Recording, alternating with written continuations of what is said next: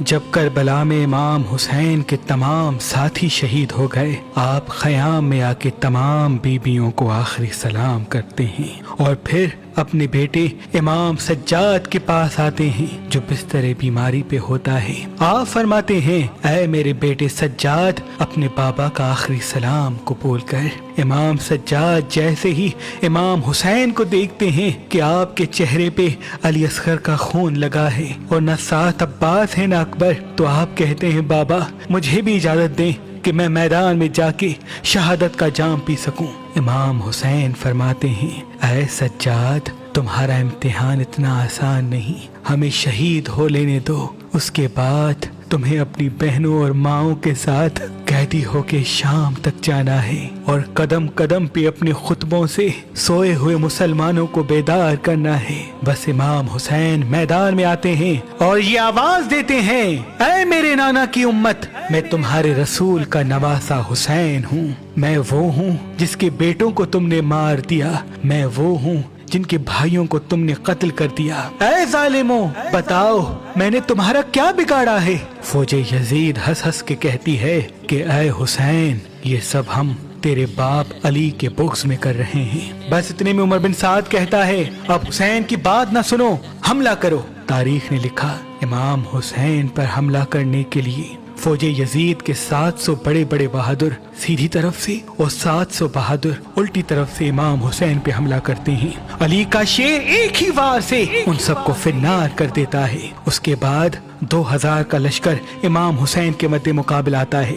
امام حسین جب ان کو فنار کرتے ہیں تو فوج یزید میں یہ آواز بلند ہوتی ہے کہ یہ علی کا شیر ہے، اور ہم نے خود علی سے سنا کہ میرے تمام بیٹوں میں سے سب سے اچھی جنگ حسین لڑتا ہے۔ یہ بات جب عمر بن سعد اور شمر کے کانوں تک آ پہنچتی ہے تو وہ کہتے ہیں، اب حسین پہ ایک ساتھ حملہ کرتے ہیں۔ بس 9 لاکھ کا لشکر امام حسین پہ حملہ کرتا ہے۔ امام حسین علی کے شیر اس 9 لاکھ کے لشکر پہ ایسے وار کرتے ہیں کہ فوج بھاگنا شروع کر دیتی ہے۔ کچھ لوگ دریائے فرات کی طرف بھاگتے ہیں اور کچھ لوگ کوفے کی طرف واپس پلٹ جاتے ہیں۔ عمر بن سعد نے جیسے ہی یہ منظر دیکھا تو یہ کہنے لگا کہ اگر اس طرح سے لڑتے رہے تو حسین کو مات دینا ناممکن ہے۔ اے لوگو، کچھ لوگ جائیں اور خیام کو آگ لگا دیں اور باقی کے سپاہی سب امام حسین سے دور ہو کے تیر، نیزے اور بھالے امام حسین کو ماریں۔ بس لشکر امام حسین سے دور ہونا شروع ہوتا ہے اور دور سے کوئی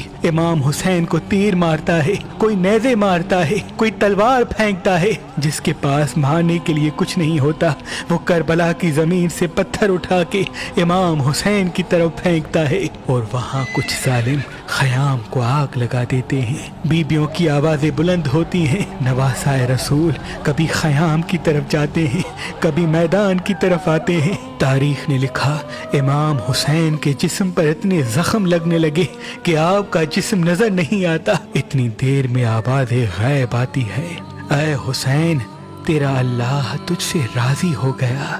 امام حسین اپنی تلوار کو روک لیتے ہیں اور اتنے میں ایک ظالم امام حسین کی کمر میں ایسا نیزہ مارتا ہے کہ آپ گھوڑے کی زین سے زمین کی طرف آتے ہیں۔ تاریخ نے لکھا، آپ کے جسم پر تیر زیادہ ہونے کی وجہ سے نہ آپ گھوڑے کی زین پہ تھے نہ آپ زمین پہ تھے، آپ تیروں کے مسلح پہ اللہ کی عبادت میں مصروف ہیں اور بار بار اللہ کا شکر کر رہے ہیں کہ اے اللہ، تیرا شکر ہے کہ تو نے محمد کے اس نواسے کو اس عظیم امتحان کے لیے چنا۔ امام حسین جیسے ہی گھوڑے کی زین سے گرتے ہیں تو فوجی یزید میں ایک شور برپا ہو جاتا ہے کہ ہم نے حسین کو قتل کر دیا، لیکن وہ تیروں کی بارش رکتی نہیں، مسلسل تیر اور نیزے امام حسین کو فوج یزید مارتی رہتی ہے۔ اتنے میں وہ گھوڑا جس پہ آپ سواری کرتے تھے، جس کا نام مرتجز تھا، جو رسول اللہ کا گھوڑا تھا، وہ جب دیکھتا ہے کہ نواسائے رسول زمین پہ ہے اور رسول اللہ کی امت ان کو تیر مار رہی ہے، تو وہ گھوڑا امام حسین کا طواف کرنا شروع کر دیتا ہے تاکہ تیر اس گھوڑے کو لگ جائیں اور امام حسین کو تیروں سے بچا لے۔ یہ منظر جیسے ہی عمر بن سعد نے دیکھا تو وہ زور سے کہتا ہے کہ تیروں کو روکو، ارے تمہیں معلوم نہیں یہ وہی گھوڑا ہے جس پہ اللہ کے رسول سواری کرتے تھے. ایسا نہ ہو کہ اس گھوڑے کو تیر لگے اور اللہ کے رسول ہم سے ناراض ہو جائے.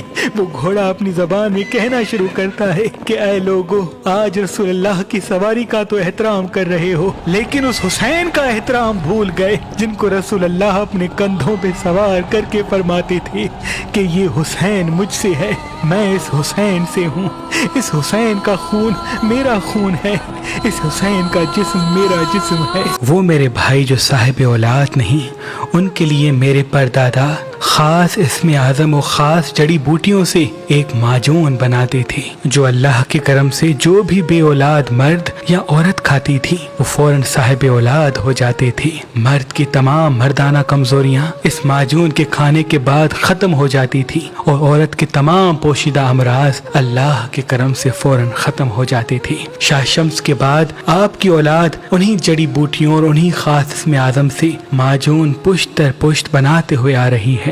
تو ہم نے بھی وہ اپنے آباء و اجداد کا صدیوں پرانا معجون جو خاص جڑی بوٹیوں اور خاص وظائف کے ساتھ بنایا جاتا ہے، جو مرد اور عورت دونوں کھا سکتے ہیں، دونوں کے لیے مفید ہوتا ہے، آپ کے لیے مہربان شفا خانہ پہ رکھا ہے تاکہ آپ جلد صاحب اولاد ہو جائیں. مجھے امید ہے اس معجون کے کھانے کے بعد آپ جلد صاحب اولاد ہوں گے اور ایک خوبصورت ازدواجی زندگی گزاریں گے. آج کل اور پرسوں اگر آپ یہ اسم اعظم دم شدہ معجون لیں گے تو اس کے ساتھ آپ کو مہربان پکی فی سبیل اللہ گفٹ دی جائے گی. اگر ہمارا نمبر آپ کو مصروف ملتا ہے تو آپ مہربانشفا.com پہ آئیں اور یہ اسم اعظم دم شدہ صاحب اولاد بنانے والا معجون حاصل کریں. اللہ آپ کو آباد رکھے.